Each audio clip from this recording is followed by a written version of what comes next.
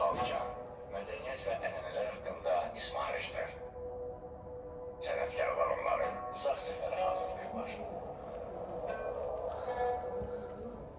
Zərif xalçalarla yüklənmiş dəvə kərvanları doğma eli tərk edir.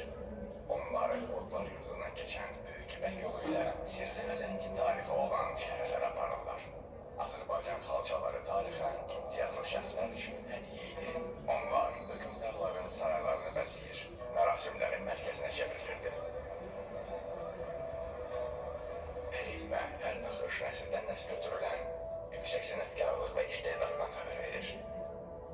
Sarayda xalça həyəcanlı baxışlar altında açılır. Naxışlar ətrafdakıları öz sehrinə salır. Nəhayət, hökmdar yaxınlaşır. Mürəkkəb naxışlara diqqətlə baxır. O, tək naxışları deyil, hər ilmədə özünün, doğma xalqının, torpağının tarixini görür. Saraya sükut çökür. Bu hecazkar səssizlikdə xalçanın naxışları canlanır. Anı əbədiləşdirən rəssam fırçanı götürür və möcüzəni rəsmə köçürür.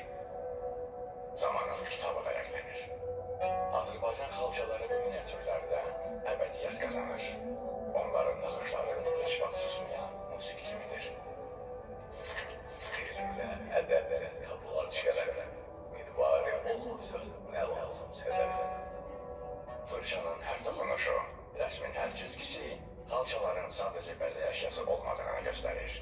Azərbaycan xalçası torpaqlı səmanın, qürur və ənənənin simvoludur. Miniatürlərdə əks olunan bu xalçalar əsrləri aşaraq sənət və sənətkarlığa şahidlik edir. Bugün xalçalar əsrlərin dərinliyindən bizə baxır. Rəssam xalçaları gördüyü kimi təsvir edib, zamanın hökmünə tabi olmayan əzəmət kimi.